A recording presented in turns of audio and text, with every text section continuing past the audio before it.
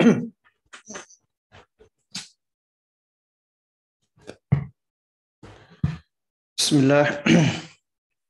Assalamualaikum warahmatullahi wabarakatuh.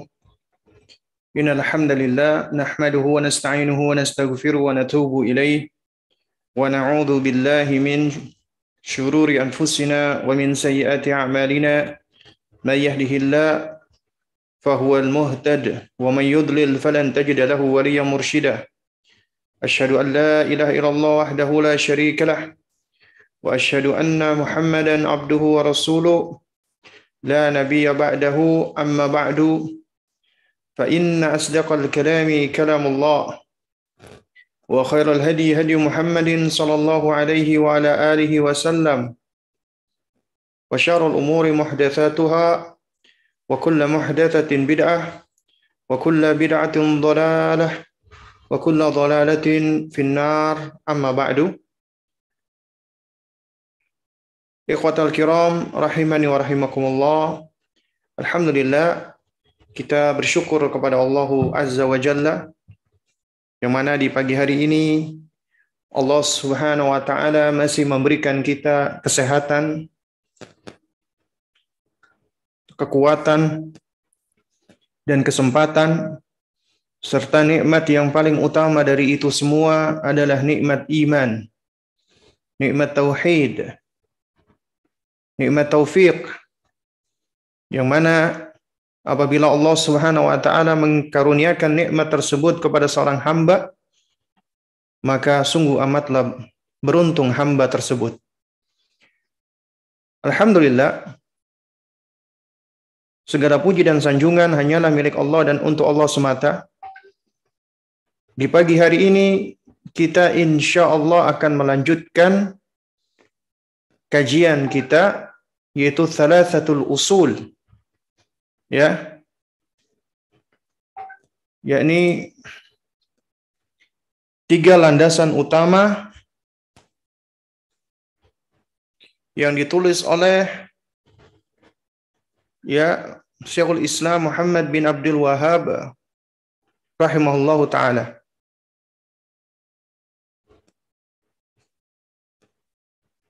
Nah,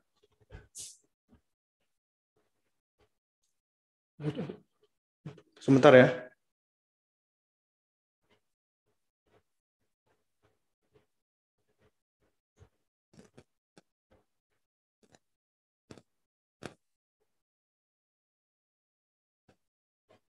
Nah, jamaah sekalian yang dimuliakan Allah Subhanahu wa taala,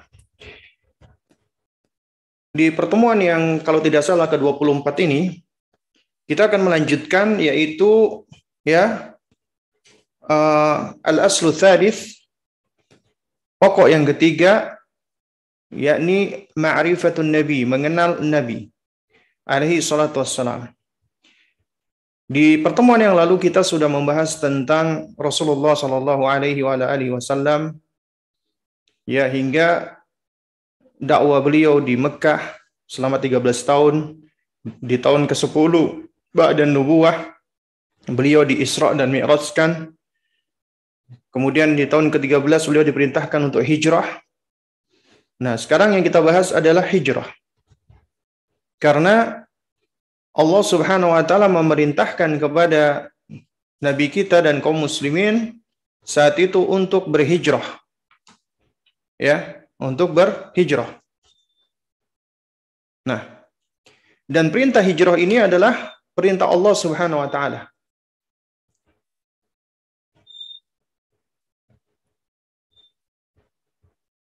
Karena itu di sini, ya, sebagaimana yang di-share, ya, dari matan Thalathatul Usul, ya, atau al-usulu thalatha, yaitu wal hijratu.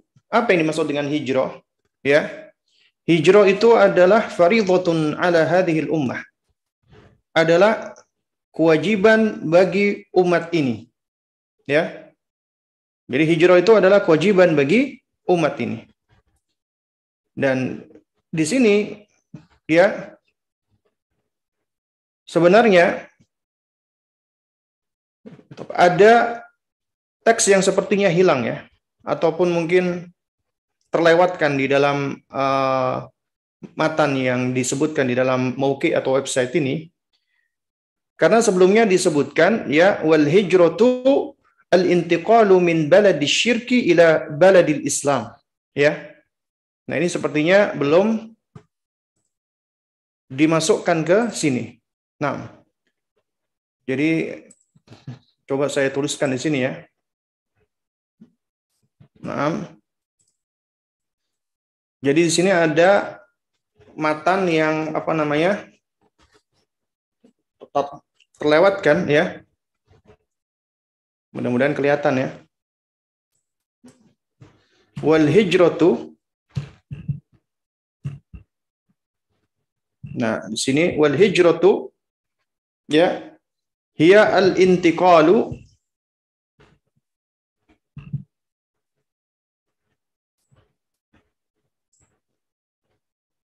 ya hiya al intiqalu min, waduh, ini gimana ini? Sebentar ya, ini biasa kalau dari apa namanya? Wal hijratu al intiqalu min ya baladi asyirki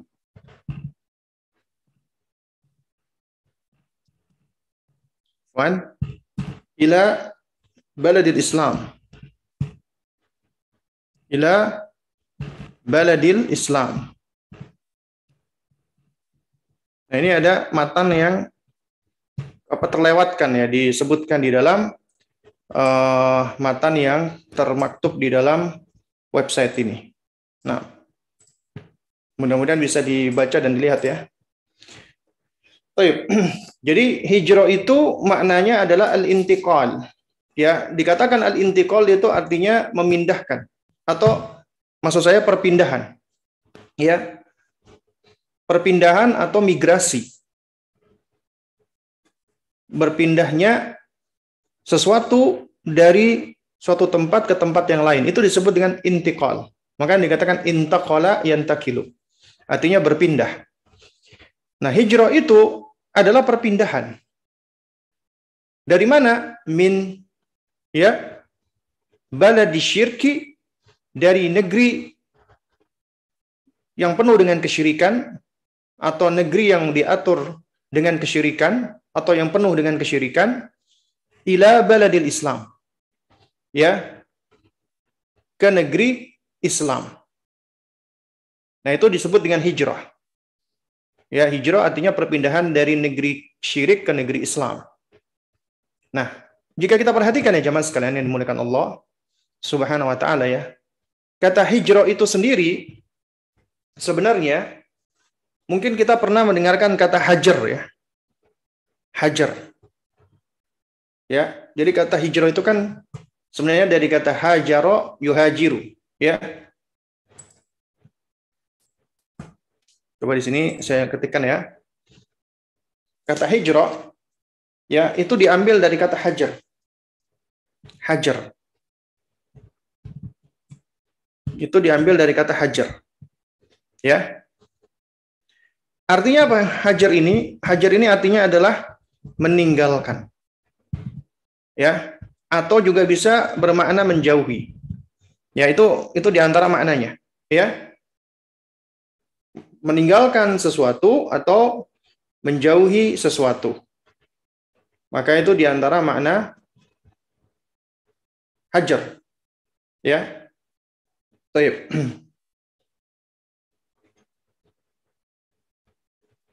Jika kita perhatikan ya. Nah, sini. Jadi maknanya bisa taroka, meninggalkan, atau taba'ada, menjauhi, ya. Tarokahu, ya, atau ba'adahu, atau i'tazala anhu. I'tazala, ya, artinya menjauhi, ya.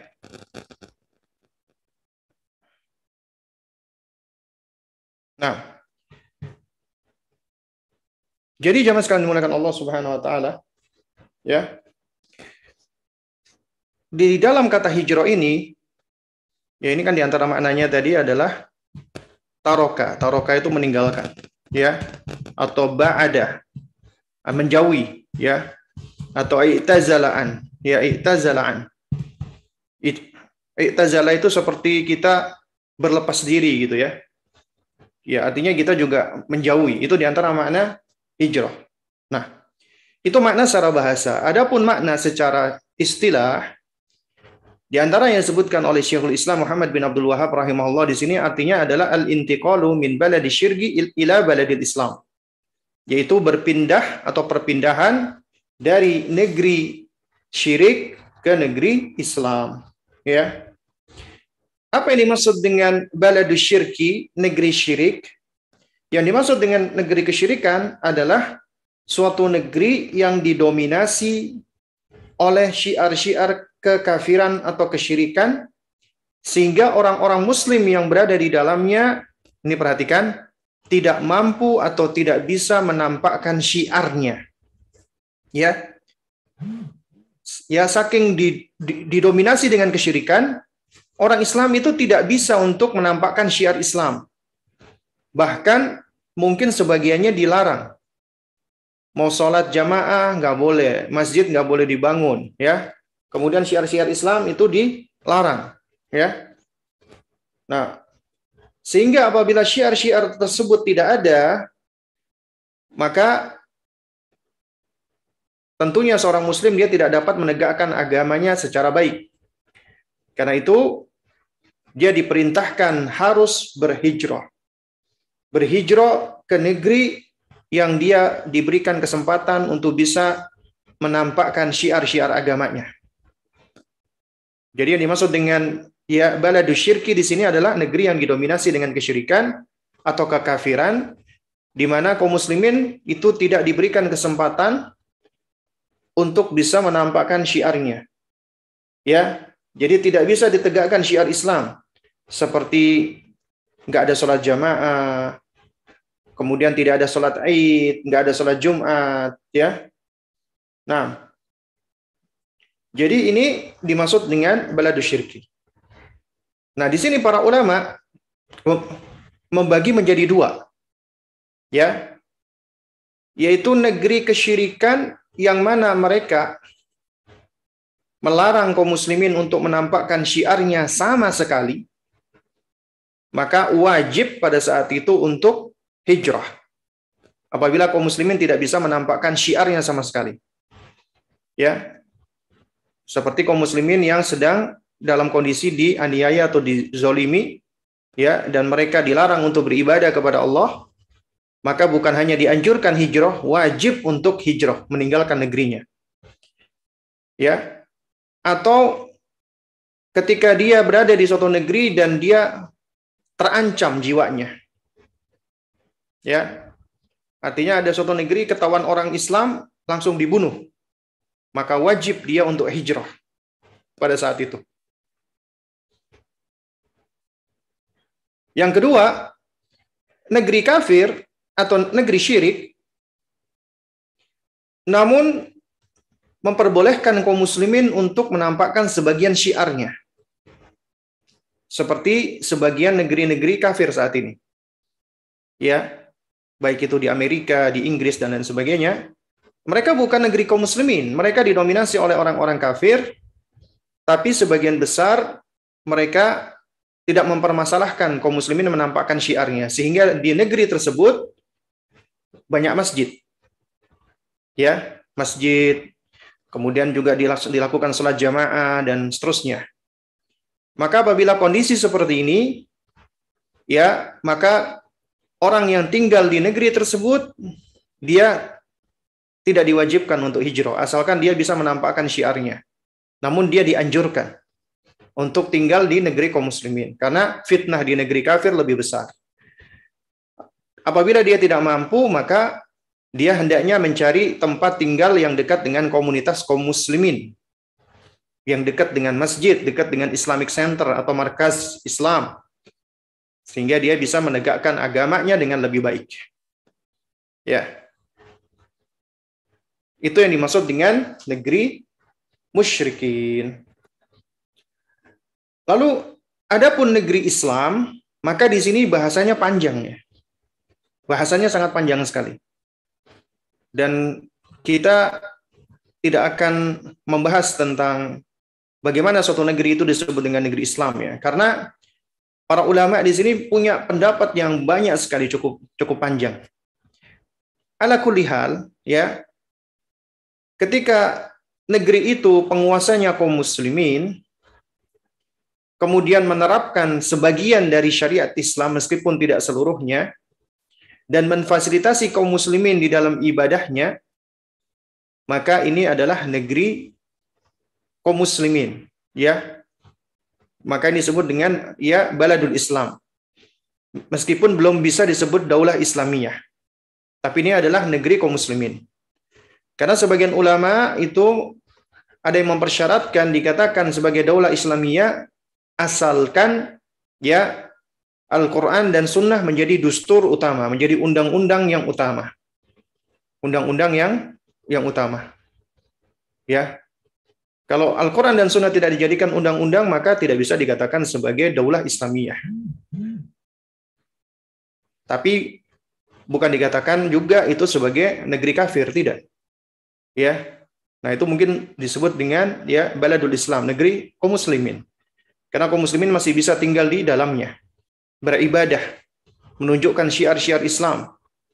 Nah, meskipun memang tiap negeri berbeda-beda sesuai dengan tingkat, ada yang cenderung kepada kesyirikan, meskipun itu negeri kaum muslimin, ada yang cenderung kepada kefasikan, ya seperti misalnya memperbolehkan khamar, zina, ya, dan memperbolehkan wanita-wanita untuk tidak berpakaian, ya, dan juga ada negeri-negeri yang juga condong kepada bid'ah.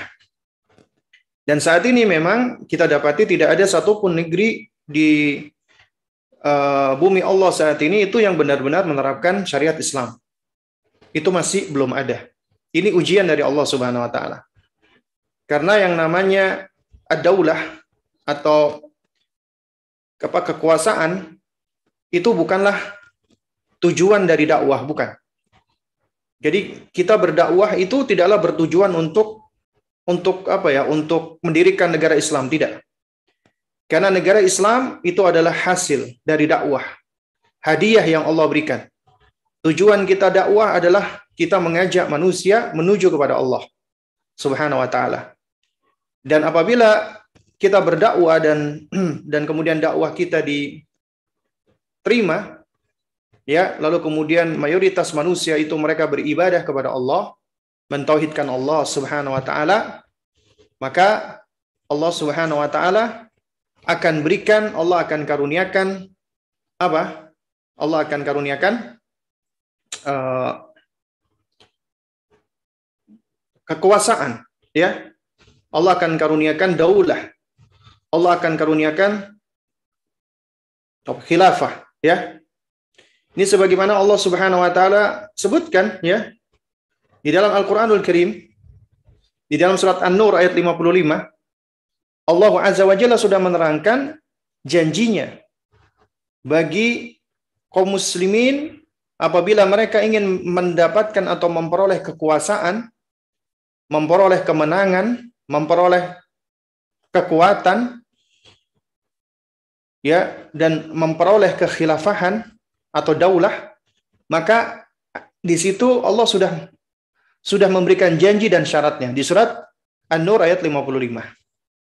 Allah Azza wa Jalla berfirman, wa'adallahu alladhina amanu minkum wa 'amilus shalihat. Ini perhatikan.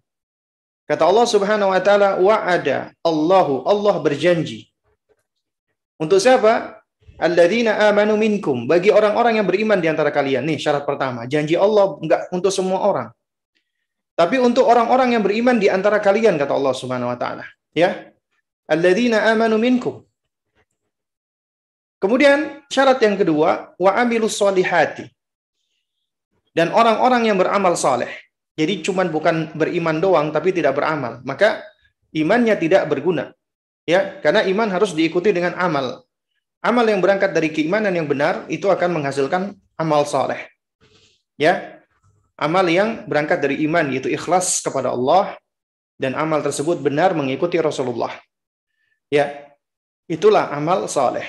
Jadi janji Allah kepada siapa? Kepada orang beriman dan kepada orang yang saleh. Kemudian apa janji Allah?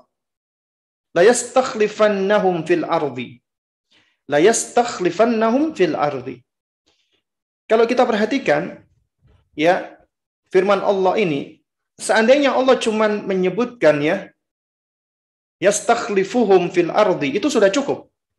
Artinya Allah akan memberikan kekuasaan atau kekhilafahan di muka bumi.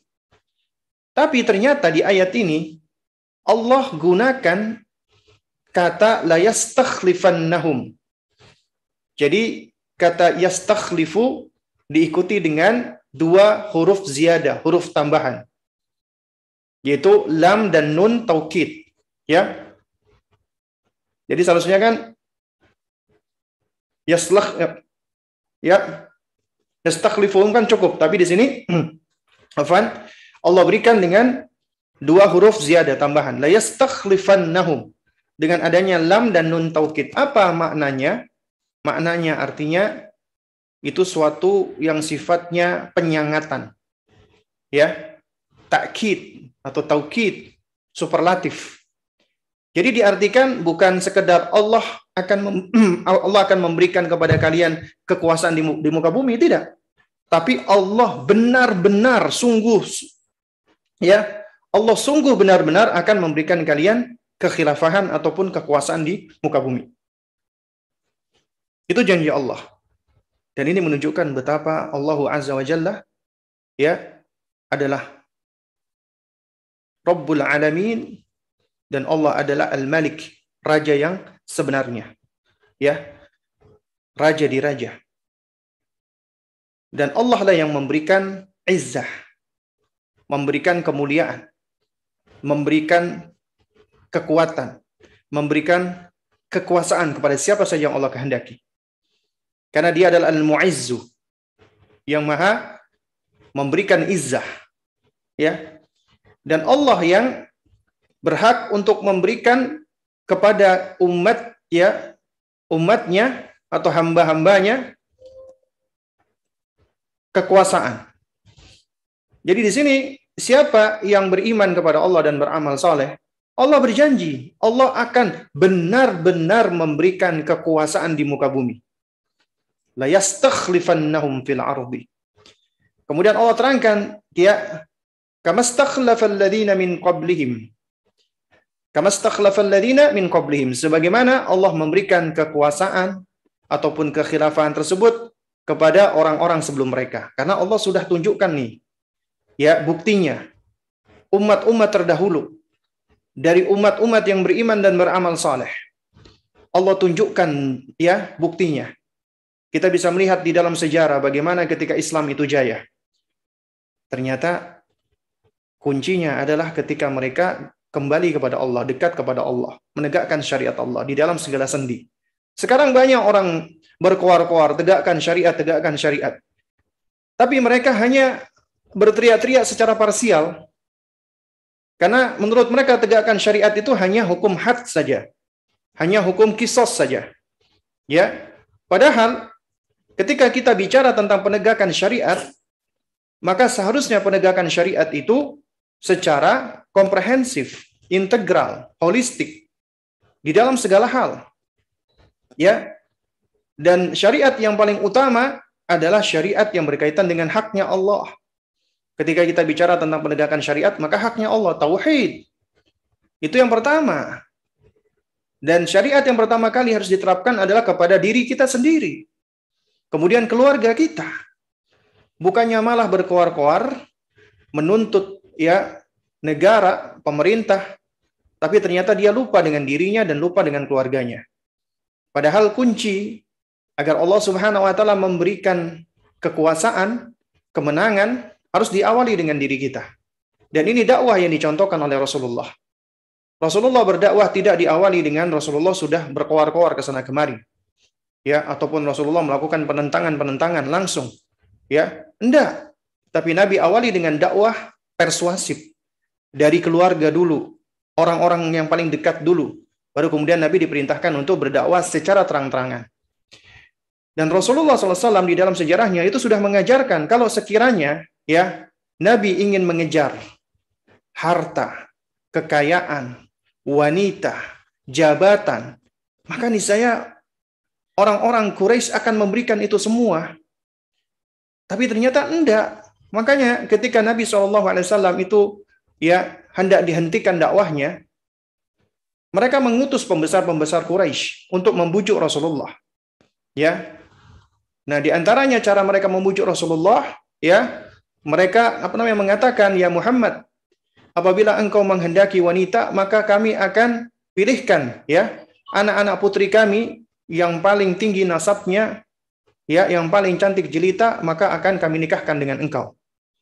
Dan Muhammad, apabila engkau menginginkan harta, maka kami akan kumpulkan, ya, harta dari orang-orang yang kaya di antara kami kumpulkan semuanya dan kami berikan kepada engkau agar engkau menjadi orang yang paling berharta.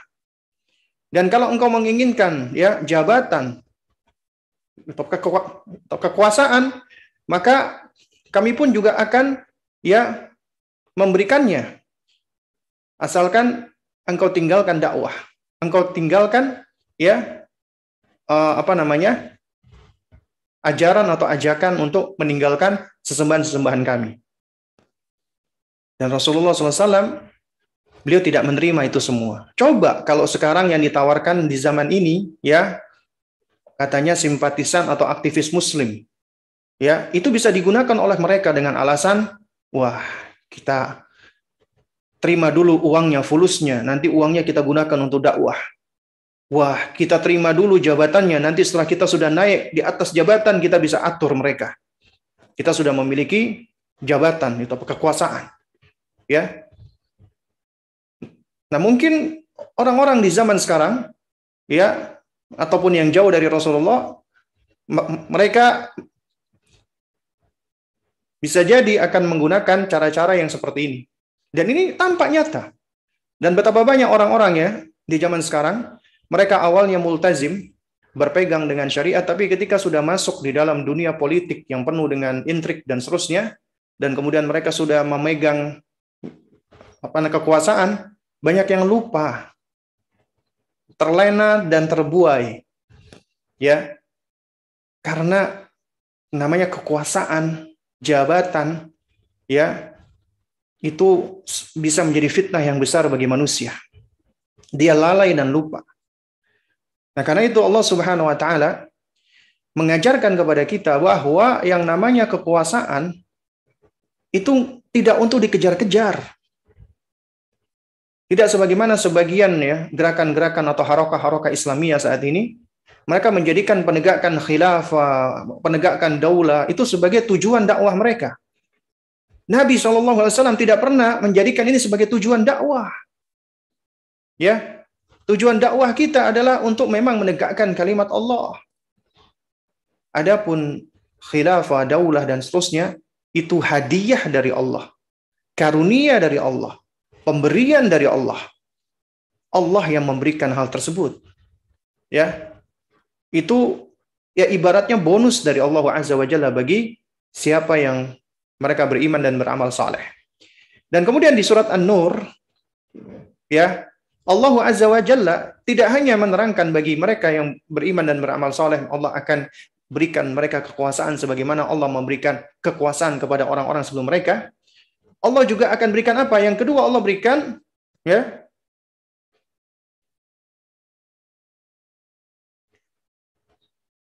wala yumakkinanna lahum dinuhum alladzi irtada lahum.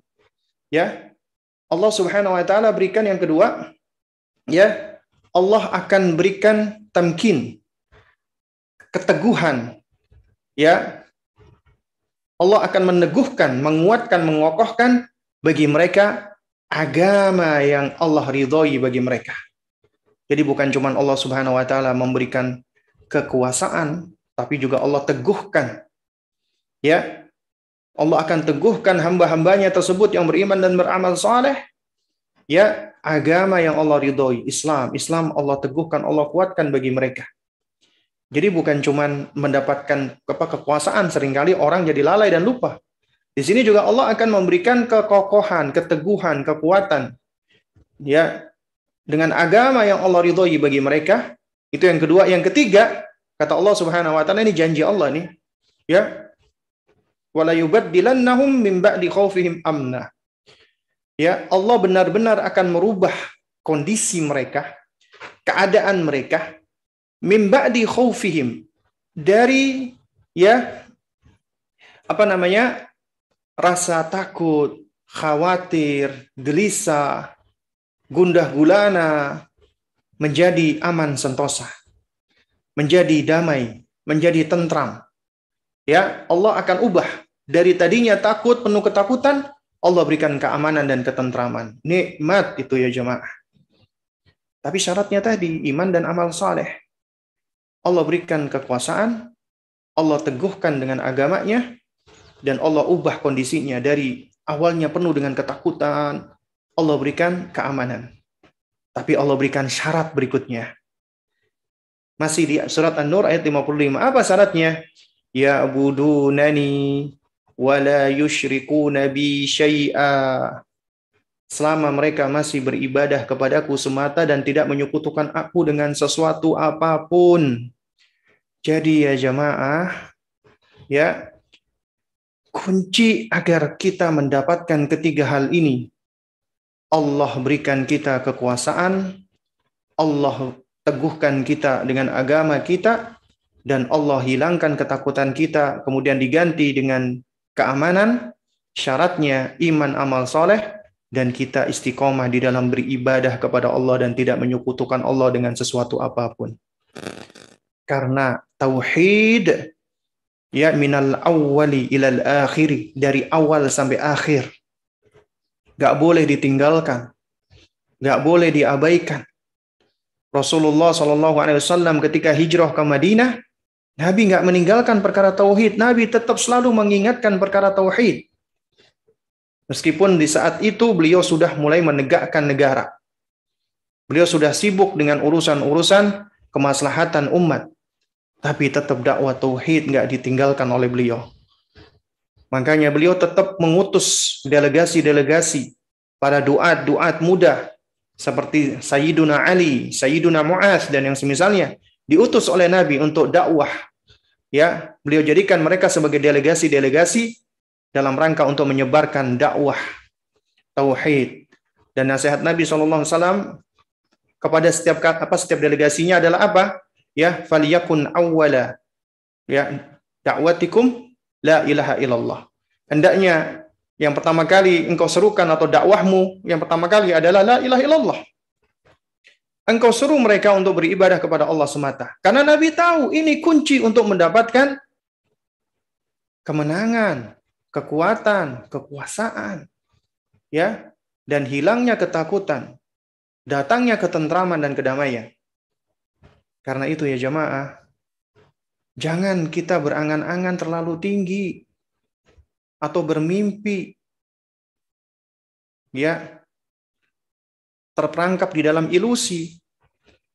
Kalau kita tidak memperhatikan urusan tauhid, kemudian kita berkoar-koar, khilafah, syariat, tapi kita ternyata abai dan lalai dengan haknya Allah Azza wa Jalla yang paling utama, tauhid.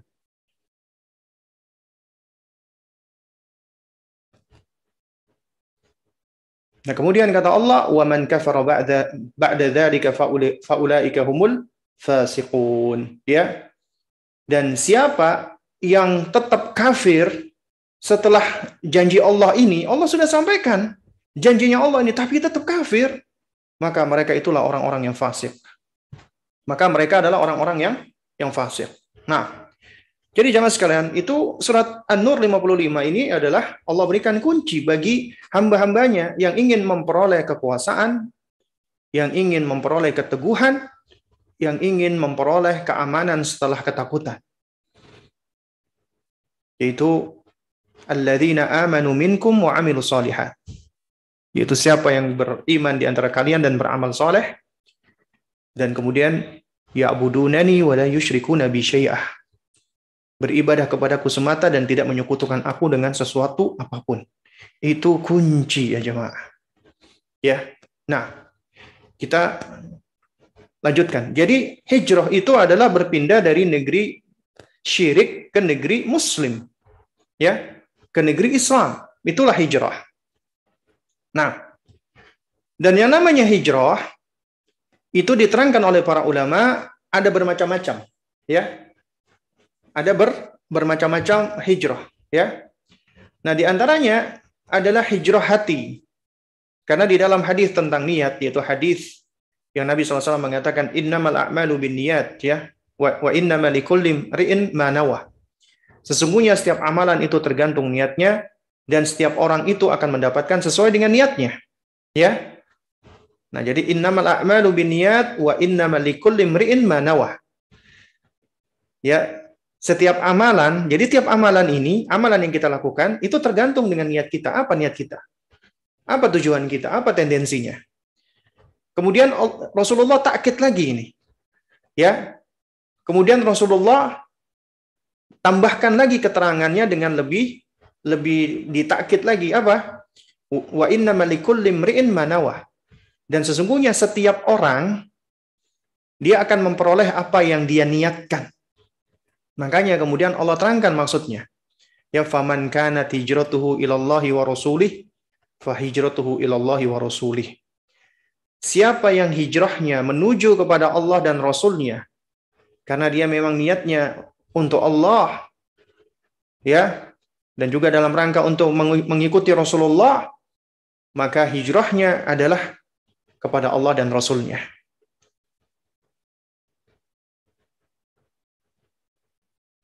Dan kata Nabi SAW berikutnya, وَمَنْ كَانَتْ هِجْرَتُهُ لِدُنْيَا يُصِيبُهَا ya aw imra'atin yankihuha. Namun siapa yang hijrahnya, ini perhatikan, untuk memperoleh dunia. Tujuan hijrahnya supaya dapat kerja, supaya bisa dapat usaha, supaya bisa dia berpeluang untuk untuk jual beli, mencari market atau pasar atau yang semisalnya, atau awimra'atin yankihuha, atau mencari wanita untuk dia nikahi. Dia tahu ternyata di negeri tersebut ada si fulanah, ya, wanita yang dia taksir, dan dia ingin supaya bisa dekat dengannya. Hijrahnya dia adalah supaya dekat dengan perempuan tersebut atau untuk menikahi perempuan tersebut. Maka kata Nabi, fa hijratuhu ila ma hajara ilaihi. Maka hijrahnya adalah sebagaimana, ya, apa yang dia berhijrah untuknya. Coba perhatikan ya.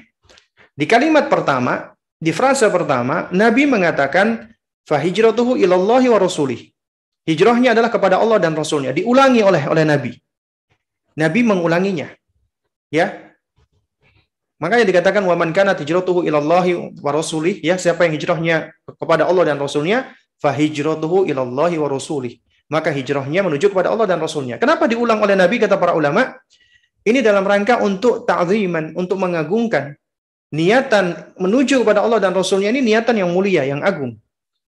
Sehingga Nabi ulangi lagi, karena di dalam penyebutan yang sama, itu mengandung pemuliaan, ya, atas niat atau tendensi tersebut. Tapi di frasa yang kedua, Nabi nggak ulangi lagi, ya, yaitu bagi waman kanat hijratuhu ila dunya yusibuha aw imra'atin yankihuha, siapa yang hijrahnya untuk mendapatkan dunia atau untuk menikahi wanita, Nabi nggak ulangi lagi. Kalimatnya Nabi nggak mengatakan fa hijratuhu, ya, dan hijrahnya adalah untuk mendapatkan dunia atau untuk memperoleh wanita. Nabi nggak mengatakan demikian, tapi Nabi mengatakan fa hijratuhu ila ma hajara ilaihi. Maka hijrahnya adalah sebagaimana yang dia niatkan hijrahnya tersebut. Ini kata para ulama dalam rangka untuk apa? Untuk tahwinan, untuk merendahkan, ya, untuk meremehkan. Maksudnya menganggap itu remeh dan rendah. Niat tersebut niat yang rendah, niat yang remeh, niat yang enteng, niat yang niat yang seharusnya tidak layak gitu loh. Orang melakukan hijrah tapi untuk mendapatkan dunia atau untuk menikahi wanita. Ya, itu niat-niat dunia, niat yang hina, niat yang enteng, niat yang ringan gitu loh, niat yang murah. Atau bahasa kita niat yang receh. Makanya Nabi tidak mengulangi lagi gitu loh. dalam rangka untuk menganggap itu suatu hal yang enteng, yang receh gitu istilahnya. Ya, Nabi nggak ulangi lagi ya jemaah. Nah, tapi bisa jadi orang tersebut dia dapatkan keinginannya. Bisa jadi dia memang akhirnya berhasil. Bisa jadi dia menikahi wanita tersebut. Tapi ya dia tidak mendapatkan akhirat. Padahal wal akhiratu khairu wa abqa. Akhirat itu adalah lebih baik dan lebih kekal. Ya. Nah, karenanya bisa jadi apa yang dia peroleh itu tidak langgeng, ya. Karena kelanggengan itu diperoleh apabila sesuatu dilakukan lillah, ya. Maka lillahi abqa. Segala sesuatu yang dilakukan lillah karena Allah akan lebih langgeng ataupun lebih kekal, ya. Jadi itu hanya temporer belaka. Nah, jamaah sekalian dimuliakan Allah Subhanahu wa taala, ya. Jadi hijrah itu ada yang bermakna hijrah fisik, ya. Hijrah jasmani. Ada hijrah makani, hijrah tempat. Berpindah dari suatu tempat ke tempat yang lain. Dari tempat yang jelek ke tempat yang baik. Dari tempat yang penuh dengan keburukan menuju ke tempat yang penuh dengan kebaikan. Itu hijrah makani. Kemudian ada hijrah ya jasadi. Ya hijrah tubuh, fisik, ya. Jadi hijrah yang bersifat fisik. Di antaranya yang tadinya mengenakan atribut-atribut atau pakaian-pakaian yang menunjukkan kefasikan atau keburukan, kemudian hijrah. Dia mengenakan pakaian-pakaian yang sesuai dengan syariat. Yang tadinya tidak berhijab, kemudian pakai hijab.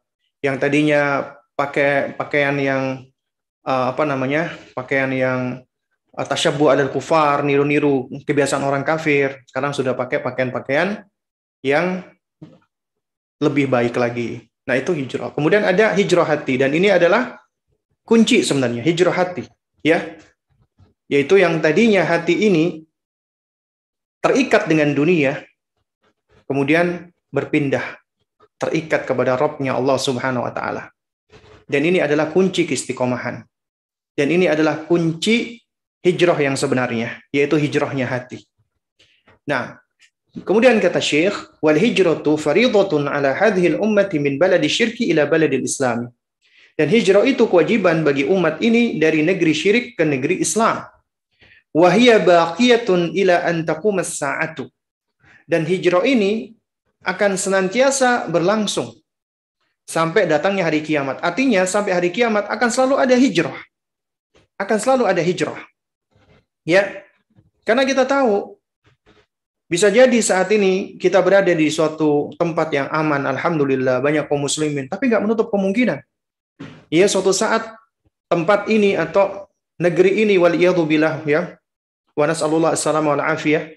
Kita memohon perlindungan kepada Allah dan kita meminta kepada Allah agar Allah menjaga kita semua. Namun bisa jadi negeri ini ternyata dikuasai oleh orang-orang kafir, orang-orang pembenci Islam, orang-orang Islamfobia, ya, atau penguasa-penguasa yang sangat zalim sekali, yang melarang umatnya untuk beribadah dan seterusnya, ya. Bahkan sekarang ya ustadz-ustadz kita yang beramar ma'ruf nahi mungkar, ya itu bisa dilaporin polisi sekarang ini, ya. Kayak menjelaskan tentang hukum wayang, dilaporkan polisi, dan nggak menutup kemungkinan nanti ketika kita menerangkan tentang haramnya LGBT, dilaporin polisi. Kita menerangkan tentang haramnya khomer, maka para pemabok protes, dilaporin ke polisi. Kita menerangkan haramnya zina, dilaporin ke polisi. Kita menerangkan haramnya syirik sama orang-orang musyrikin, kita dilaporkan ke polisi. Tapi tentunya itu semua bagi seorang dai yang berjalan, yang berdakwah di jalan Allah, mengajak kepada Allah, maka itu semua adalah bagian dari ujian, rintangan, resiko dakwah. Dan itulah yang akan membentuk hamba itu semakin kuat. Karena kenapa? Di balik ujian, apalagi bagi seorang dai, maka itu adalah ujian pertama bagi kejujuran niatnya. Apakah niatnya jujur enggak? Dia menyuruh kepada Allah. Ya. dan juga ujian agar dia semakin ya dekat takarubnya kepada Allah, pendekatannya kepada Allah. Dan itu ujian agar seorang dai dia semakin bertambah semangat di dalam beramal dan di dalam berpegang dengan kebenaran serta bersabar di jalan Allah. Sehingga sebenarnya seorang dai dia nggak takut, ya jemaah. Meskipun seluruh manusia itu memusuhi dia nggak takut. Karena seluruh manusia itu lemah.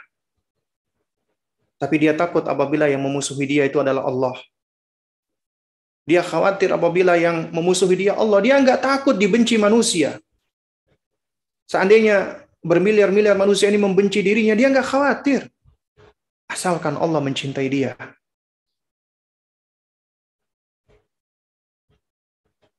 Yang menjadi acuannya Allah Azza wa Jalla.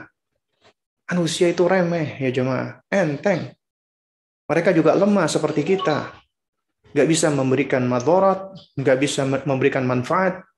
Allah yang bisa memberikan manfaat dan madarat.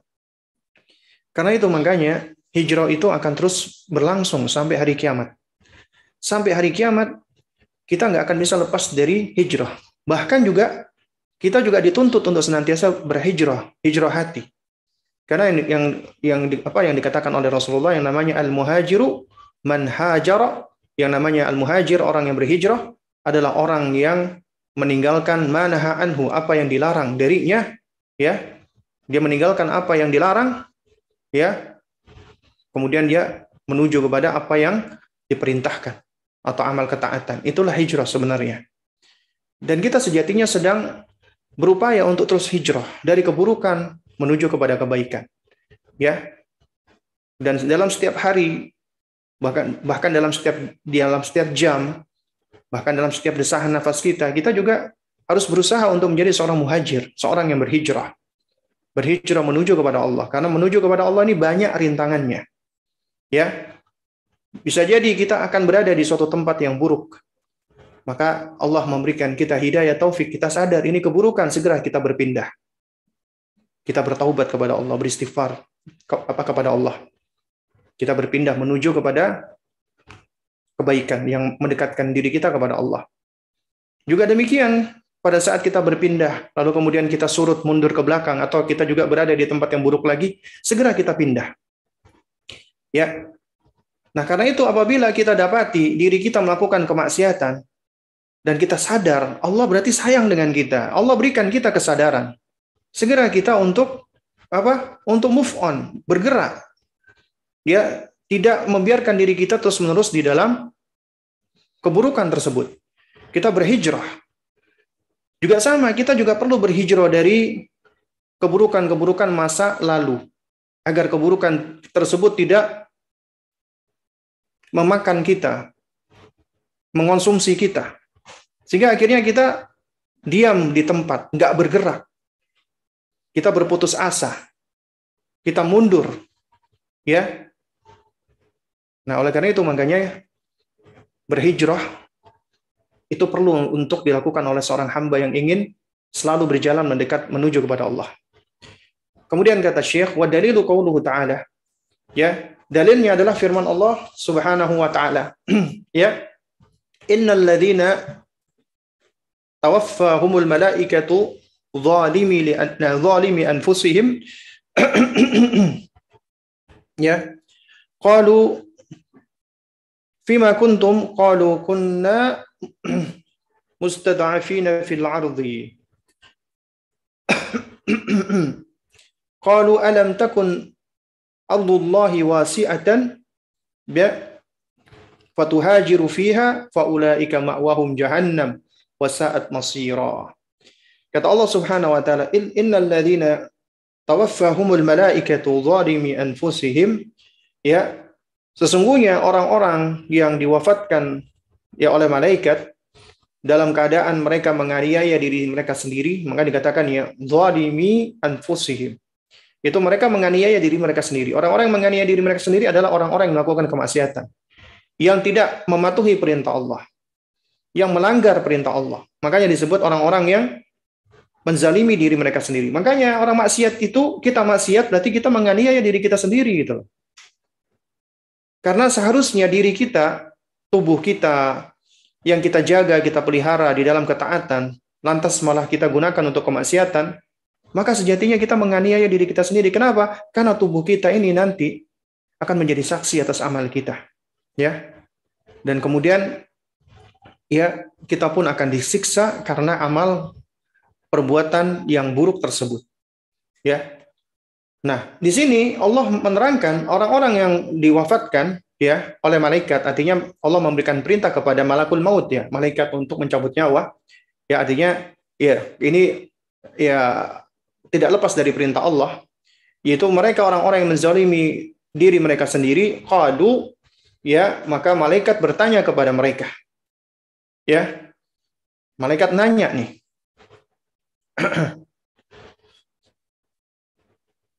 Ya. Fima kuntum, ya. Bagaimana keadaan kamu? Jadi apa namanya? Dalam keadaan seperti apa kamu ini, kata malaikat. Ya. Qalu, mereka menjawab, kunna mustad'afina fil ardi. Kami ini dahulu adalah orang-orang yang tertindas. Ya, fil ardi, yaitu di bumi ini. Maksudnya di bumi ini, maksudnya itu di Mekah. Kami orang-orang yang dianiaya, yang ditindas, yang lemah. Ya. Qalu, maka malaikat berkata, ini adalah untuk mereka-mereka yang ketika diseru hijrah, mereka nggak mau hijrah. Kenapa? Karena mereka nggak mau meninggalkan tanahnya, ladangnya, kebunnya, keluarganya, hartanya, hewan tunggangannya, gitu. Nah, dan sementara mereka dalam keadaan ditekan gitu ya. Karena orang-orang musyrikin Quraisy saat itu sangat represif sekali dengan mereka. Nah, mereka mengatakan kami adalah mustad'afina fil ardi. Kami adalah orang-orang yang lemah, yang tertindas di Mekah. Qalu, malaikat berkata, alam takun ardullahi wasi'atan fatuhajiru fiha? Ya, bukankah bumi Allah itu luas sehingga kamu dapat hijrah berpindah di negeri tersebut? Itu kata malaikat. Jadi alasannya itu ditolak. Kami lemah, mustad'afina fil ardi. Diingatkan oleh malaikat, bumi Allah itu luas, artinya kamu bisa mendapatkan tempat ya yang kamu itu bisa aman di situ, bisa menjalankan agama dengan lebih baik. Kemudian dikatakan faulaika ma'wahum jahannam, dan mereka itu tempatnya adalah neraka jahannam, waliyadzubillah, wasa'at masira, dan jahannam itu adalah sejelek-jelek, seburuk-buruk tempat kembali. Nah, tapi Allah terangkan di sini, yang maksudnya mustad'afin di sini bukanlah semua yang nggak mau hijrah. Allah berikan pengecualian, illal mustad'afina minar rijali wan nisa'i wal wildani la yastati'una hilatan wa la yahtaduna sabila. Kecuali mereka orang-orang yang tertindas, baik laki-laki ataupun perempuan ataupun anak-anak, yang mereka memang nggak mampu, nggak bisa, ya, nggak memiliki kemampuan, ya, yaitu la yastati'una hilatan, artinya mereka nggak punya kemampuan sehingga mereka nggak bisa hijrah, ya, atau wala yahtaduna sabila, dan juga mereka juga nggak tahu jalannya, gitu loh. Jadi ada mereka-mereka yang memang nggak mampu, nggak punya kendaraan, nggak punya perbekalan, nggak tahu jalannya, lemah, atau mungkin tubuhnya sakit, atau yang semisalnya, ya. Dan Allah yang lebih tahu tentang apa yang di dalam hati mereka. Makanya Allah berikan pengecualian, faulaika asallahu ayyafu anhum wa kana Allahu afuwan ghafura. Ya, kata Allah Subhanahu wa taala, ya. Apa namanya? Dan mereka itu mudah-mudahan Allah memaafkan mereka. Dan Allah adalah Maha Pemaaf lagi Maha Pengampun. Ya. Dan ini yang diterangkan di dalam surat An-Nisa ayat 97 sampai 99.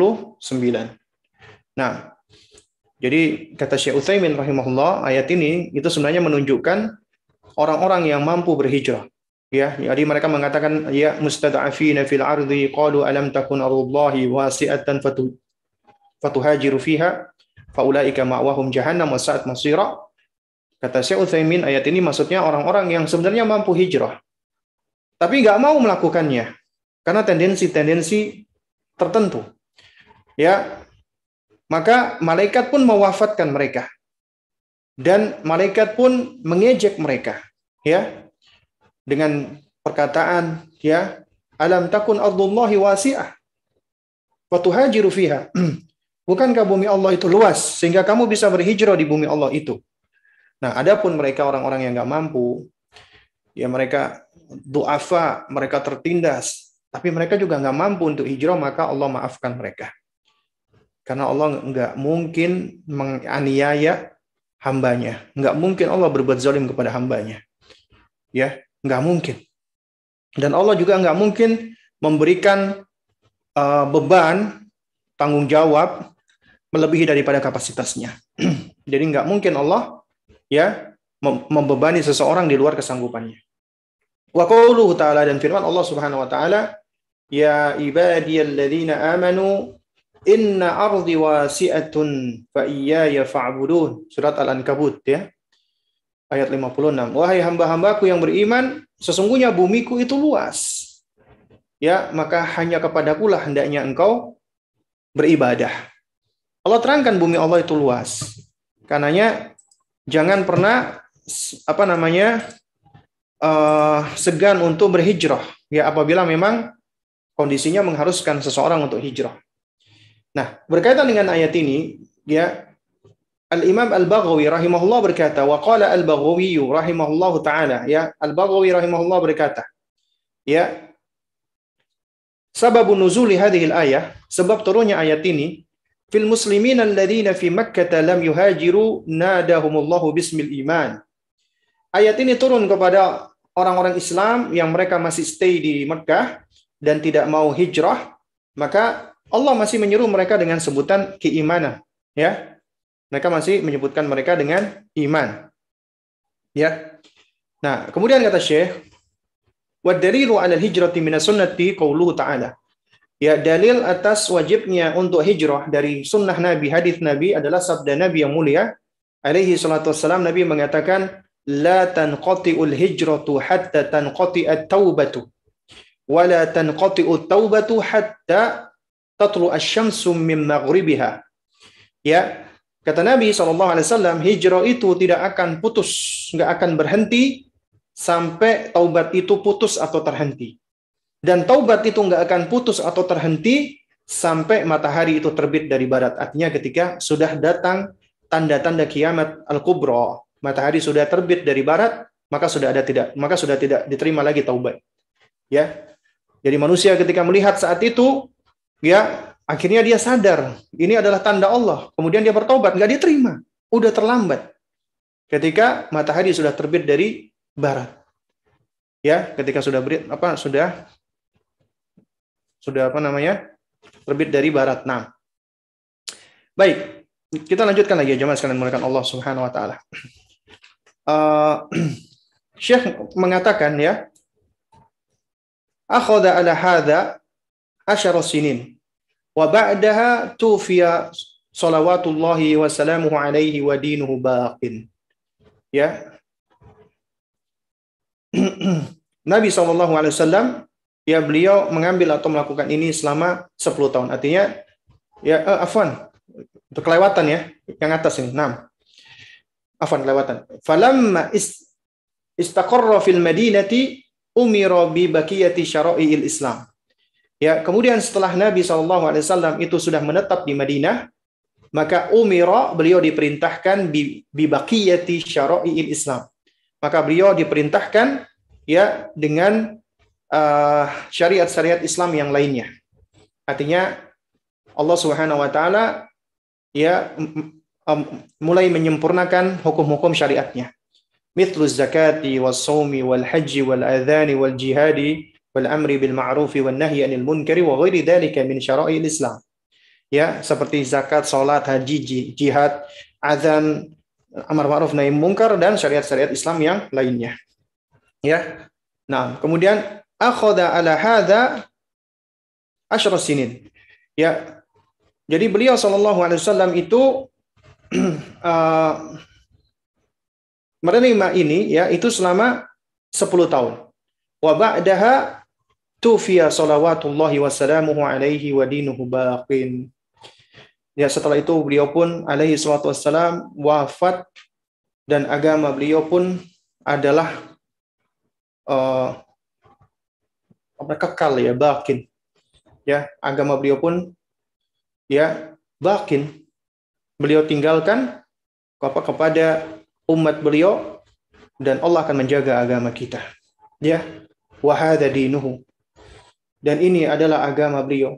Ya, la khaira illa dallal ummata alaihi. Tidak ada suatu kebaikan kecuali beliau tunjukkan umatnya kepada kebaikan tersebut. Allahu akbar. Wala syarra illa hadzaraha anhu. Dan tidak ada suatu keburukan kecuali beliau pasti memperingatkan, mentahdzirnya dari keburukan tersebut. Wal khairul ladzi dalla alaihi. Dan di antara kebaikan yang Nabi SAW tunjukkan, Nabi arahkan adalah at-tauhid wa jami'u ma yuhibbuhullahu wa yarda, yaitu tauhid yang paling utama dan segala apa yang Allah cintai dan Allah ridha, itulah ibadah. Wasyarrul ladzi hadzaraha minhu, dan keburukan yang Nabi SAW larang, ya, Nabi SAW tahdzir asyirku, kesyirikan. Wa jami'u ma yakrahuhullahu wa ya'bahu, dan segala apa yang Allah benci dan apa yang Allah murkai, Allah enggak sukai. Ya, ba'athahullahu ilan nasi kafah. Allah Subhanahu wa taala, ya, mengutus beliau kepada seluruh manusia, ya. Jadi Allah Subhanahu wa taala, ya, mengutus Rasulullah SAW itu ila nasi kafatan, kepada semua manusia, enggak ada pengecualian. Ya, waftaradha ta'atahu ala jami'i tsaqalain. Dan Allah Subhanahu wa taala memberikan kewajiban fardu, ya, untuk menaati beliau, menaati Rasulullah SAW, ya, ala jami'i tsaqalain, al-jinn wal ins, yaitu untuk, ya, seluruh jenis dari dua spesies ini, jin dan manusia. Wad dalilu qauluhu ta'ala, dan dalilnya adalah firman Allah, qul ya ayyuhan nasu inni rasulullahi ilaikum jami'an. Katakanlah wahai manusia, sesungguhnya aku ini adalah utusan Allah kepada kalian semua. Ya. Wa akmalallahu lahuddin. Kemudian Allah sempurnakan bagi beliau agama ini, Islam. Wa dalilu qauluhu ta'ala, dalilnya adalah firman Allah, al-yawma akmaltu lakum dinakum wa atmamtu alaikum ni'mati wa raditu lakumul islam madinah. Pada hari ini telah aku sempurnakan untuk kalian agama kalian dan aku lengkapi untuk kalian nikmatku dan aku ridhoi bagi kalian Islam sebagai agama. Wad dalilu ala mautihi qauluhu ta'ala, dan dalilnya, ya, dan dalil atas wafatnya Nabi SAW, ya, karena ada sebagian orang yang tidak menerima Rasulullah wafat, enggak meyakini Nabi wafat. Ya, Allah mengatakan innaka mayyitun wa innahum mayyitun. Ya, wahai Muhammad, sesungguhnya engkau itu adalah mayyit. Ya, engkau akan mati maksudnya. Wa innahum mayyitun, dan mereka pun juga akan menjadi mayit, akan mati. Thumma innakum yaumal qiyamati 'inda rabbikum takhtasimun. Ya, lalu kemudian sesungguhnya kamu di hari kiamat nanti akan saling berhadap-hadapan, berbantah-bantahan di hadapan Allahu, ya, Rabb kalian. Nah, mungkin ini yang bisa disampaikan di kesempatan kita pada sore, pagi, ya, menjelang siang, ya. Kok jadi ingat sore. Nanti insya Allah kita lanjutkan, ya. Ini kita sebenarnya tinggal beberapa poin lagi, ya, yaitu kita akan berbicara tentang perihal apa yang terjadi setelah kematian, dan sebenarnya nanti akan kita singgung pula tentang kesempurnaan agama kita.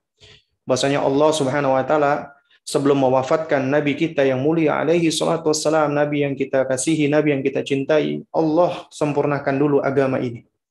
Sehingga tidaklah Nabi meninggalkan, ya, umatnya kecuali semua kebaikan-kebaikan yang ada sudah Nabi tunjukkan.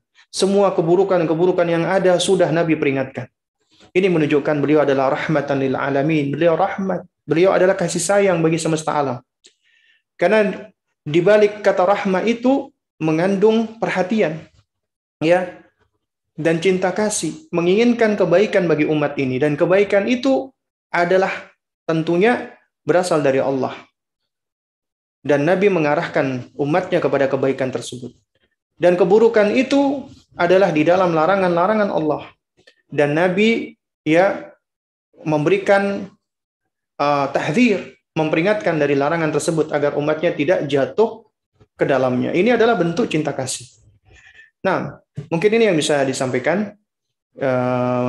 Berikutnya mungkin ada pertanyaan yang bisa saya jawab. Saya jawab, yang tidak bisa ya harap dimaklumi ataupun dimaafkan ya. Nah, coba saya lihat di sini ada beberapa pertanyaan yang sudah masuk.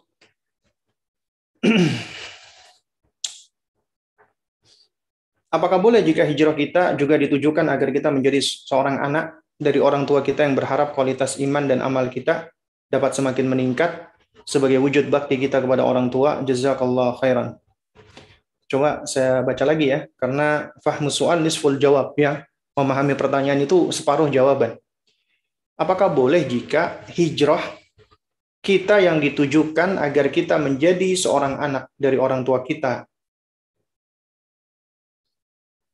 Hijrah yang ditujukan agar kita menjadi seorang anak dari orang tua kita yang berharap kualitas iman dan amal kita dapat semakin meningkat sebagai wujud bakti kita kepada orang tua. Sebentar, ini kalimatnya agak sedikit muter ya. Apakah boleh jika kita hijrah? Hijrah kita ditujukan agar kita menjadi seorang anak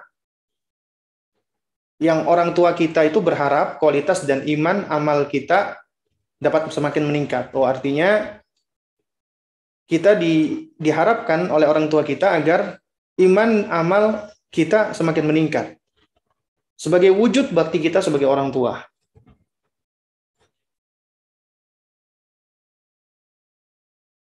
Agar kita menjadi seorang anak dari orang tua yang berharap kualitas iman sebagai wujud bakti kita sebagai orang tua. Jazakallah khairan. Toyib ya, jadi sebenarnya jujur saja ini saya belum bisa menangkap maksud dari penanya. Ya, saya mungkin bisa berspekulasi ya. Oh ya, nah ini kayaknya yang tanya raise hand ya. Ya mungkin kalau ditanyakan langsung bisa lebih jelas ini.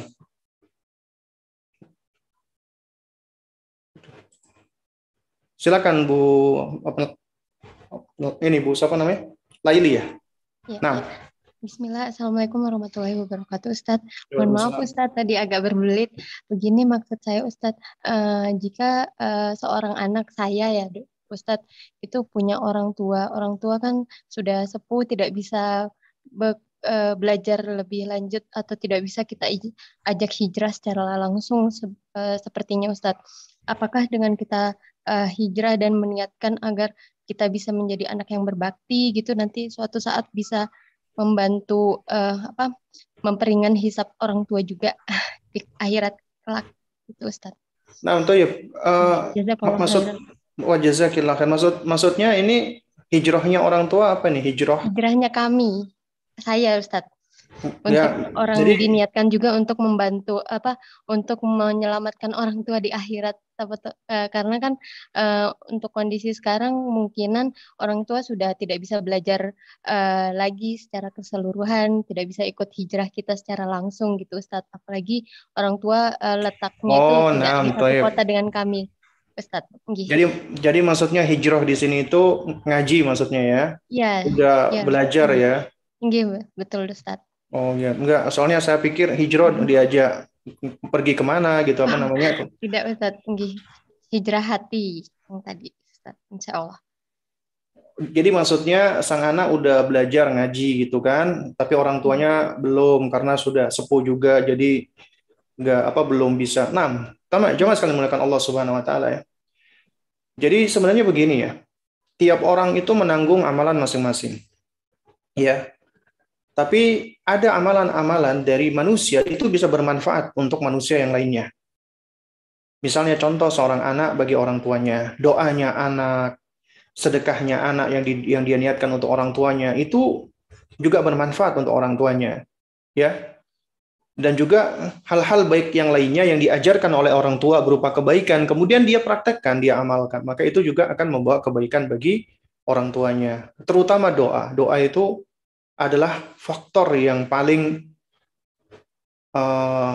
kuat ya di dalam hal pengaruh anak bagi orang tuanya, karena banyak dalilnya, hadisnya, ya di antara tentang hadis ya, idza mata ibnu Adam, apabila anak keturunan Adam meninggal dunia, in qata'a amaluhu, maka terputus amalnya kecuali 3 hal, di antaranya waladun saleh yad'u lahu. Kemudian juga di dalam hadis ya, Nabi sallallahu alaihi wasallam mengatakan wa anna rajula la turfa'u darajatuhu fil jannah. Ya, ada seorang yang diangkat derajatnya di surga. Kemudian dia bertanya, fa anna li hadza, dari mana aku dapatkan ini? Maka dijawab, bistighfari waladika laka. Anakmu yang selalu mendoakan istighfar untuk kamu, untuk orang tuanya. Nah, ini adalah di antara hal-hal yang dapat memberikan manfaat. Adapun ketika kita bicara tentang hijrah, maka maksudnya ketika kita memang selalu berupaya untuk berbuat baik, kita selalu beramal baik, kita selalu belajar menuntut ilmu, maka ketahuilah ya, ketika kita berupaya untuk mematutkan diri kita menjadi orang saleh, anak yang saleh, maka sejatinya itu sudah akan memberikan manfaat besar buat orang tua kita. Karena Nabi mengatakan waladun salih yad'u lahu, anak saleh yang mendoakan orang tuanya. Makanya doanya anak saleh dengan, mohon maaf, doanya anak yang enggak saleh itu berbeda. Enggak sama. Makanya Nabi menyebutkan waladun saleh, anak yang saleh. Itu yang jauh lebih bermanfaat. Makanya ketika anak-anak ya, dan kita semua terhadap orang tua, kita mematutkan diri kita menjadi anak yang saleh, kemudian kita mendoakan orang tua kita, itu bermanfaat. Ya, itu juga bermanfaat untuk diri kita dan juga untuk orang tua kita. Adapun terhadap orang tua kita, ya kita tetap ajak mereka semampunya, yang mereka mampu, ya sesuai dengan kapasitas mereka, pelan-pelan. Ya, kita ajak kepada kebaikan. Yang paling pondasi dari itu semua, ajak kepada tauhid. Ajak kepada akidah sahihah. Kalau masih punya keyakinan-keyakinan yang keliru, ataupun pemahaman-pemahaman tentang akidah yang salah, itu yang penting untuk kita luruskan sebelum lainnya. Misalnya bapak kita masih merokok, masih suka nyanyi-nyanyi dan sebagainya, bukan kita remehkan, enggak. Kita tidak meremehkan. Ya. Tapi hal-hal seperti ini boleh kita tunda sementara ya, dengan kita menfokuskan dulu untuk menasehati perkara yang paling penting dan paling prioritas, akidah dan tauhidnya. Karena betapa banyak orang ketika dia diingatkan tentang suatu hal yang haram, tapi ternyata orang yang diingatkan ini itu belum memiliki akidah yang benar, belum memiliki pemahaman yang benar. Dia tidak, karena akidah yang benar, iman yang benar itu akan menghantarkan dia untuk mengagungkan dalil. Ini perintah Allah, Allah yang perintahkan, berarti aku harus taat. Ya. Nah, tapi kalau mereka belum punya pijakannya, kemudian kita larang, kamu itu siapa tole? Dikit-dikit nggak boleh, dikit-dikit diharamkan, ya. Akhirnya apa? Kalau mereka menolak kita, itu masih nggak apa-apa. Tapi kalau menolak dalil itu berbahaya. Apalagi anak yang sudah langsung membawa ini dalilnya, haramnya rokok, haramnya nyanyi, dan seterusnya. Akhirnya yang terjadi, mereka menolak dalil. Itu yang berbahaya. Kenapa mereka menolak dalil? Ya karena tadi. Ya, selain memang karena hidayah Allah belum sampai, adalah cara kita di dalam berdakwah, kita tidak mulai dari perkara yang paling penting dulu. Nah, Allah alam shawab. Ustaz, telah tersebar poster dakwah, jika diselamati ulang tahun, ini juga telah tersebar poster dakwah jika diselamati ulang tahun. Maksudnya apa? Diucapkan selamat ulang tahun gitu, tak? Sikap seorang muslim ada salah satunya jika di dalamnya terdapat doa kebaikan, maka aminkan doanya. Mengaminkan ucapan doa ultah, bukankah secara langsung kita setuju dengan kemungkaran tersebut, Ustaz? Ya enggak lah. Ya. Ada orang misalnya ya mengucapkan selamat ulang tahun, beda dong dengan misalnya ada orang yang mengucapkan mudah-mudahan semakin berkah ya usianya, ya barakallahu fi umrik, misalnya semoga Allah memberkahi usiamu. Itu doa, kita aminkan, ya. Ketika kita didoakan doanya kebaikan, kita aminkan. Tapi adapun perayaan ataupun adapun peringatan-peringatannya, maka kita berlepas diri darinya. Ya. Sebab jawaban yang datang dari kita akan dianggap sebagai bentuk persetujuan atas kegiatan dan syiar dari acara yang tidak sesuai atau bertentangan dengan syariat Islam. Nah, jadi kita harus menunjukkan dua hal agar hal ini agar yang dikhawatirkan oleh penanya ini tidak muncul. Pertama, ya ketika kita didoakan kebaikan, kita aminkan. Apabila itu doa mengandung kebaikan. Yang kedua, apabila itu momennya adalah momen-momen yang merupakan bagian dari acara-acara yang tidak dituntunkan atau disyariatkan, maka kita berlepas diri. Ya, kita katakan, mohon maaf, saya tidak merayakan ulang tahun. Saya tidak merayakan ulang tahun, karena perayaan ulang tahun adalah merupakan bentuk dari tasyabbuh alal kuffar, menyerupai orang-orang kafir. Loh, tapi kan kita cuman ingin bersyukur kepada Allah. Ya, kita memang perlu bersyukur kepada Allah. Alhamdulillah. Ya, jazakumullah khair, sudah diingatkan untuk selalu bersyukur kepada Allah. Tapi bersyukur kepada Allah tidak setiap tahun. Ya, karena Allah memberikan kepada kita kenikmatan itu bukan hanya setiap tahun, bukan hanya setiap bulan, bukan hanya setiap Jumat atau setiap pekan, bukan hanya setiap hari, bukan hanya setiap jam, tapi setiap hembusan nafas kita. Allah memberikan banyak kenikmatan. Karena itu apabila kita ingin bersyukur, maka bersyukurlah setiap waktu. Fi kulli hal. Alhamdulillahi ala kulli hal. Bahkan ketika kita diajarkan Nabi, ketika kita mendapatkan ujian, kita mengucapkan alhamdulillahi ala kulli hal. Ya, bertahmid kepada Allah atas segala sesuatu, dalam segala kondisi. Bertahmid kepada Allah.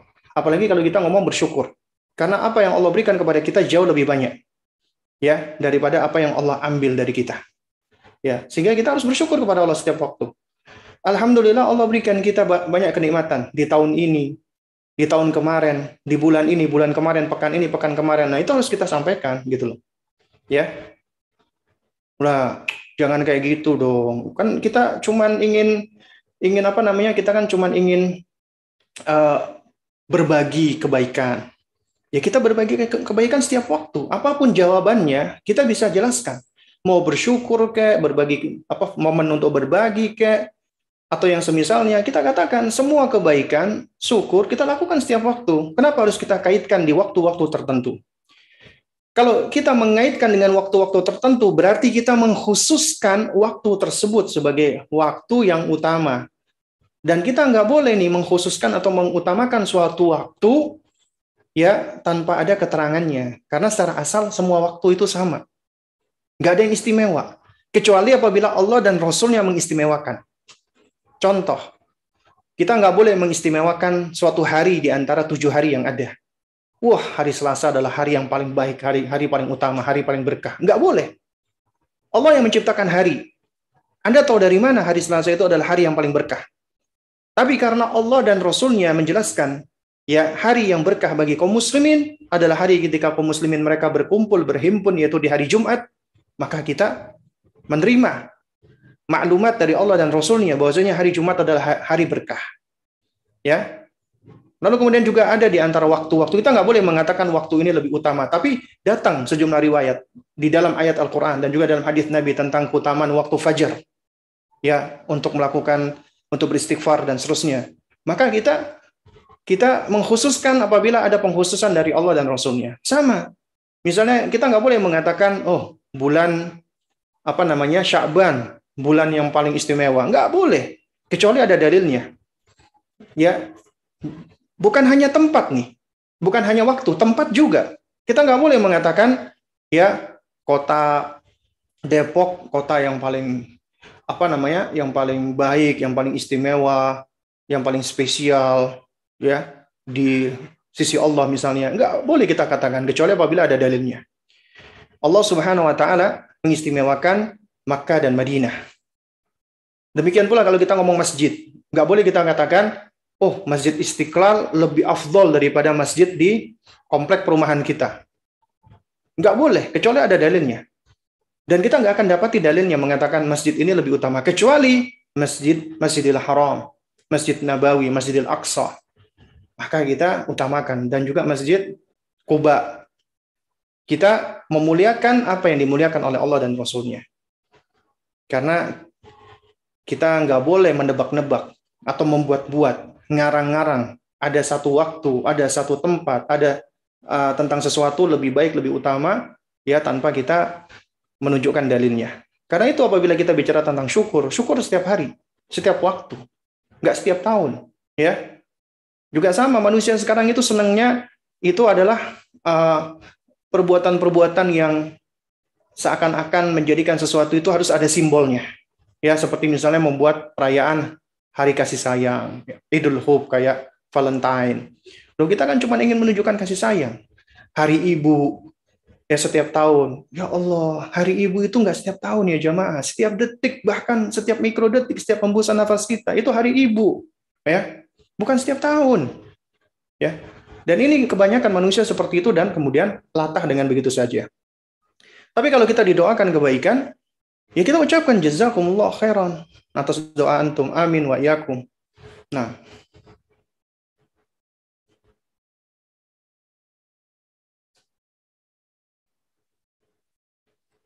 ini kayaknya pertanyaannya masih lanjut nih.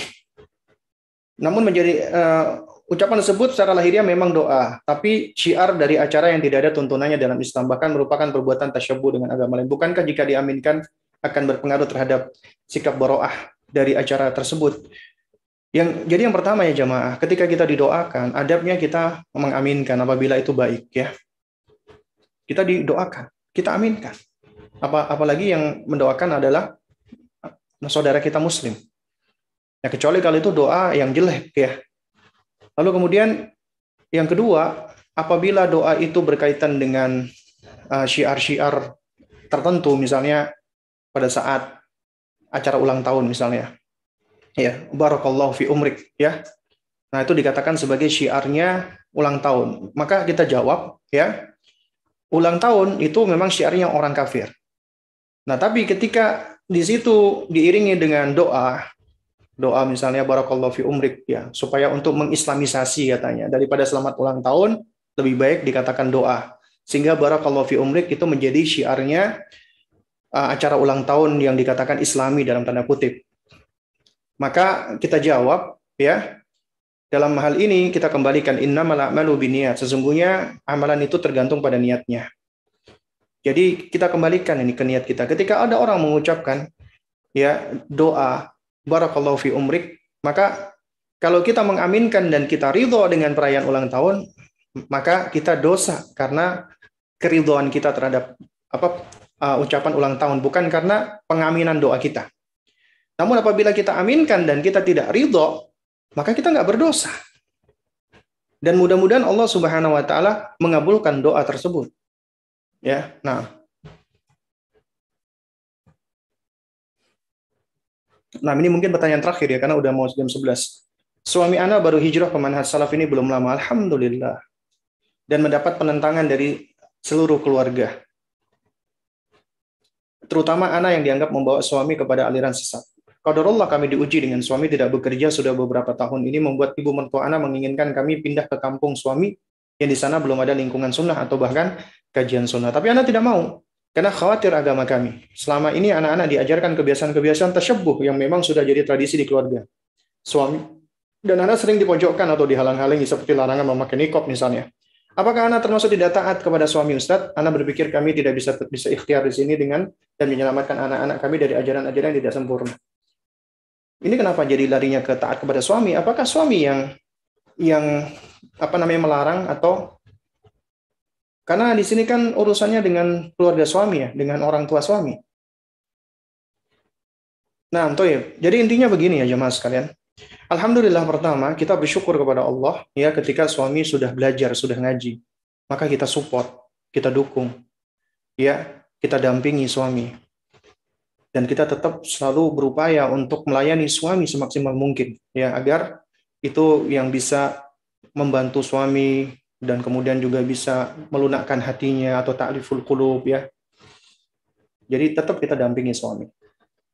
Kemudian yang kedua, yang namanya orang hijrah, ya, orang bertaubat, melakukan kebaikan, menjauhi keburukan, itu semua pasti penuh dengan halangan, rintangan, dan ujian. Makanya di situ membutuhkan as-sabru, sabar. Karena sabar itu bukan cuman as-sabru 'alal adafihi. Sabar itu bukan cuman berkaitan dengan kita harus sabar dengan ujian, dengan kesulitan, dengan halangan, dengan rintangan. Bukan cuman itu. Tapi juga kita harus bersabar di dalam melaksanakan ketaatan. Bersabar di dalam menjauhi keburukan. Itu butuh kesabaran. Karena kesabaran itu, ya, ketiga hal ini. Sabar di dalam ketaatan, sabar di dalam menjauhi keburukan, dan sabar di dalam, ya, menerima keputusan Allah. Ya, kita harus bersabar. Dan tentunya, ya, segala bentuk kebaikan yang akan kita lakukan, akan ada ujian-ujiannya. Ya, itu bagian dari ujian Allah. Allah ingin melihat nih, ya, hijrah kita ini benar nggak sih? Taubat kita ini benar nggak sih? Amalan kita ini benar nggak sih? Allah ingin menguji kita. Ya, karena di balik ujian itu makanya tujuannya adalah litamhis, untuk menfilter, mengayak. Ya, mana yang benar-benar layak untuk mendapatkan taubat dari Allah dan mana yang tidak.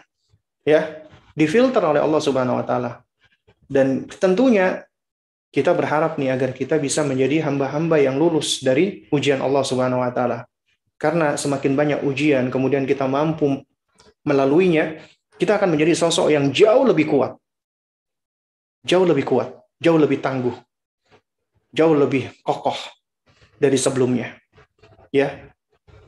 Karena ketika seseorang diuji oleh Allah dan dia sanggup untuk melewatinya, maka dia akan semakin kuat, ya. Makanya para nabi dan para rasul adalah hamba-hamba Allah yang tangguh dan kokoh. Kenapa? Karena ujian mereka adalah ujian yang paling besar dibandingkan manusia-manusia lainnya. Oleh karena itu, makanya dikatakan oleh Nabi, ujian Allah itu merupakan bentuk dari cinta Allah. Innallaha idza ahabba qauman ibtalahum. Sesungguhnya Allah apabila mencintai suatu kaum, Allah akan diuji oleh Allah Subhanahu wa taala. Ya. Nah, karenanya ketika berbicara masuk surga, Allah juga ingatkan, ya, am hasibtum an tadkhulul jannah, apakah kamu mengira kamu akan masuk surga begitu saja? Padahal kamu belum merasakan, ya, ba'sa wadh-dhara, kamu belum pernah merasakan, ya, kesulitan-kesulitan, goncangan-goncangan, ya, dan yang semisalnya yang dialami oleh umat-umat dahulu. Kemudian dengan begitu kamu pengen masuk surga. Jalan menuju ke surga ini banyak halangan, banyak rintangan. Karena itu kita nggak akan mungkin mampu untuk melaluinya kecuali dengan pertolongan Allah dan berpegangan dengan syariat Allah. Itu kuncinya. Jadi kita harus terus-terusan banyak minta tolong kepada Allah, minta kekuatan kepada Allah, minta istiqomahan kepada Allah. Maka kita akan menjadi tangguh insya Allah, menjadi kuat insya Allah. Ya. Nah, lalu kemudian yang ketiga adalah kita terus belajar, mencari tempat-tempat yang baik, terus berusaha, berikhtiar. Suami juga kita hasung untuk terus bekerja, berupaya mencari kerjaan yang halal. Karena yang perlu kita ketahui, ya jemaah sekalian, ketika suami tidak bekerja, ujian memang. Mungkin sebelumnya dapat kerjaan kemudian berhenti atau yang semisalnya. Ujian dari Allah. Dan Allah Subhanahu wa taala tidak akan biarkan hamba-hambanya itu, ya, begitu saja, asalkan sebagaimana kata Allah, wa may yattaqillaha yaj'al lahu makhraja. Siapa yang bertakwa kepada Allah dengan sebenar-benarnya takwa, ya, bertakwa kepada Allah, bukan cuma klaim takwa, tapi benar-benar terbukti ketakwaannya, yaj'al lahu makhraja, Allah akan berikan jalan keluar. Allah akan berikan solusi. Gak mungkin Allah biarkan hambanya begitu saja, asalkan kita berupaya untuk menjadikan diri kita semakin bertakwa kepada Allah. Karena itu, wujudkan syarat-syaratnya agar kita bisa menjadi hamba yang bertakwa. Allah akan berikan jalan keluar. Wa yarzuqhu min haitsu la yahtasib. Dan Allah akan berikan rezeki padanya dari jalan yang tidak dia sangka-sangka. Ya jamaah sekalian, saya punya banyak kenalan.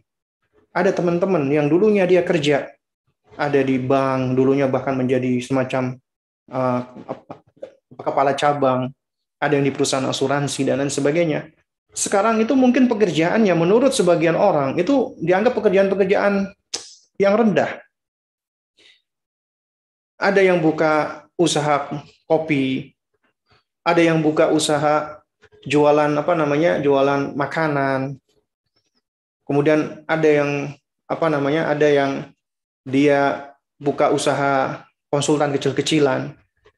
Tapi alhamdulillah, memang secara nominal, kuantitas, jauh. Mereka sendiri yang cerita, ada di antara mereka yang mengatakan, Ustadz, dulu, ana waktu masih kerja, Ustadz, gaji ana itu 60 juta. Ada yang 80 juta. Tapi, subhanallah, meskipun gaji ana gede, Ustadz, ana selalu merasa kurang. Hutang masih banyak, cicilan masih banyak. Nggak tenang dan selalu pengen dapat lagi gitu loh. Akhirnya, ya, dapat uang, akhirnya usaha lagi itu. Artinya, hidup ini habis cuma untuk cari uang. Ya, dan itu selalu merasa kurang. Sekarang, Ustadz, gaji ana nggak ada seperberapa dari gaji yang itu, Ustadz. Tapi kalau anak hitung-hitung dengan hitungan matematika, nggak masuk akal. Sebenarnya nggak cukup dalam sebulan itu. Tapi alhamdulillah anak nggak punya utang. Anak-anak tetap bisa bersekolah. Dapur masih tetap bisa mengepul. Alhamdulillah, nggak ada hutang. Emang awal-awal penuh dengan kesulitan. Tapi alhamdulillah Allah berikan kemudahan. Karena nggak mungkin kita hidup ini selalu dalam keadaan sulit. Pasti akan ada waktunya Allah berikan kita kemudahan. Dan kemudian Allah uji kita lagi dengan kesulitan. Dan Allah akan mudahkan kita lagi. Dan mereka orang-orang mukmin, orang-orang yang beruntung, orang-orang yang sukses adalah mereka yang ketika dalam keadaan sulitnya, mereka senantiasa bersabar dan selalu memohon pertolongan kepada Allah dan mereka berikhtiar dengan semampunya. Dan Allah akan berikan kemudahan. Makanya kaidahnya, inna ma'al usri yusra wa inna ma'al usri yusra.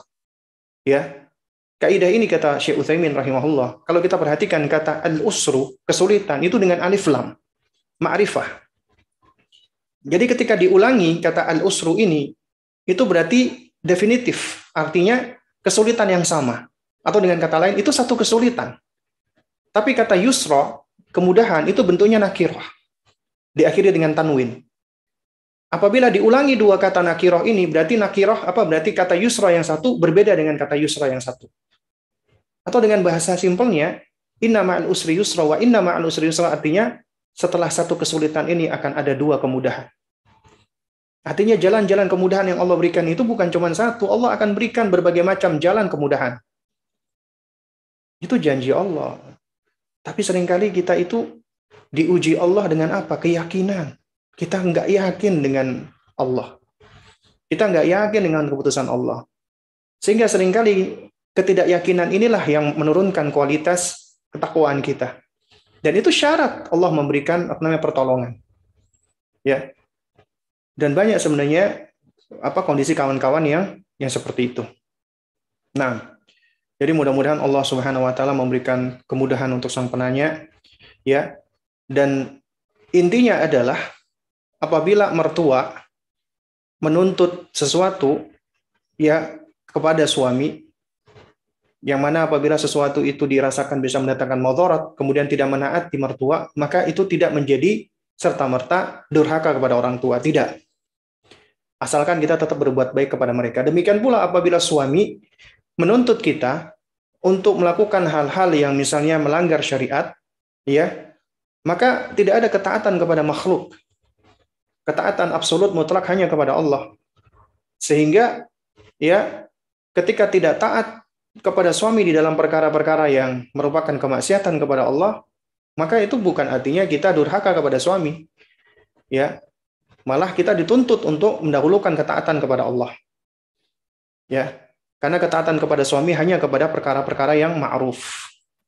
Nah, wallahu a'lam bishawab. Mudah-mudahan yang sedikit ini bisa memberikan manfaat. Kurang lebihnya saya mohon maaf apabila ada hal-hal yang kurang berkenan dan pertanyaan-pertanyaan yang masuk yang belum bisa dijawab juga mohon dimaklumi apabila belum bisa dijawab. Yang benar datangnya dari Allah, yang batil datangnya dari diri saya pribadi. Kita tutup dengan kafaratul majlis. Subhanakallahumma wa bihamdik asyhadu an la ilaha illa anta astaghfiruka wa atubu ilaik. Wassalamualaikum warahmatullahi wabarakatuh.